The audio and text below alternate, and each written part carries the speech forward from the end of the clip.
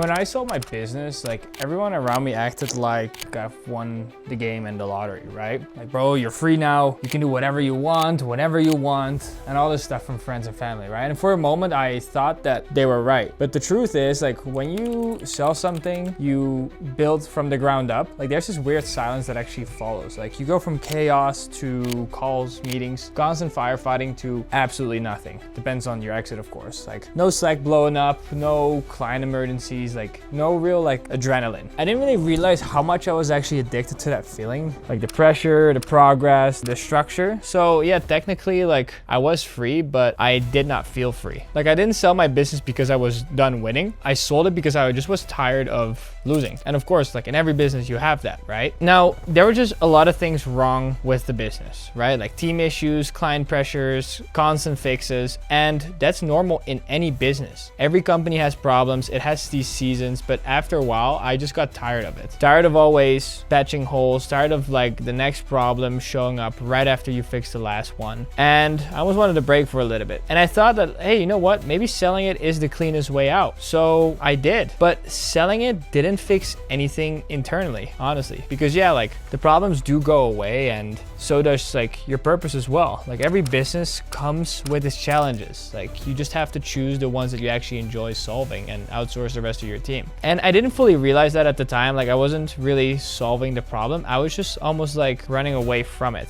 And especially since I got like a nice offer and I was comfortable, I just took the offer. I sold, I started traveling to like US, Asia, Europe, and I told myself I was exploring, but really I was a little bit avoiding, right? Like new cities, new people, new distractions, but the same feeling followed me almost everywhere. And that's when I realized like the problem wasn't the business, it was me not knowing what to do without one. And I needed this to happen to me because for years my brain was wired around building. Now I had no direction and no structure. I thought freedom would actually feel good, but instead it just felt like weirdly empty. And that's when I realized like I didn't need per se to rest. Like I just needed to like rebuild. So I started putting more time into the music side because I've always loved it, but when it becomes your main thing, you start to feel like that pressure again because it was almost like a hobby and a passion of mine. And it's hard to measure. Like for me, it was always like, hey, fix business first and just keep doing what you love on the side, like as a passion, right? As a lot of people are saying that online as well. But I tried to have it to be my main thing and it did work out, which I'll talk about later or in another video as well. I was getting a little bit off topic there, but in life, like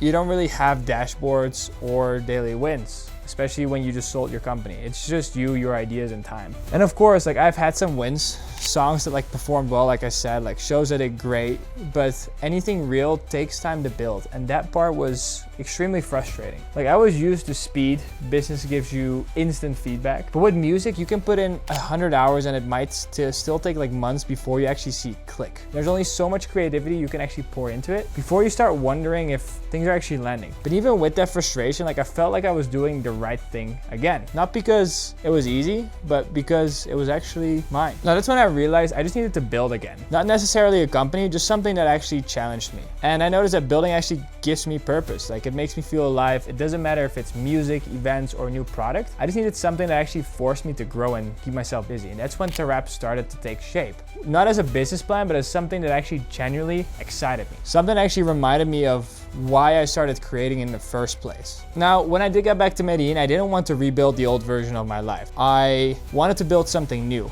but something lighter. So I started focusing on community, on people who actually cared about what we were doing. Not on like vanity metrics, not on likes or sales, just more so on like energy and people that we actually fucked with. So I stopped planning so much and started actually doing more. Started throwing events, building an app called Sonic to sell tickets for those events, connecting artists and collaborating again. And that's when everything started flowing naturally again. Not because I was just working harder, but more so because I was actually doing work that actually more so felt like me and something that I honestly truly loved doing. Now, my definition of success completely shifted after that. Before, it was about numbers, growth, revenue, and proof. Now, it's all about peace, alignment, and purpose. I still care about business, and I always have that in my heart, but I also care about how I feel while actually building it, right? Like I don't want to grind myself into a version of success that doesn't even feel good and just chase the money. I'd rather like grow slower doing things that actually actually feel right than going fast doing things that actually drain me. I realized ambition isn't something like you lose when you slow down. It's actually something that gets sharper when you finally start using it for the right reasons. Now, if you're thinking about selling your business,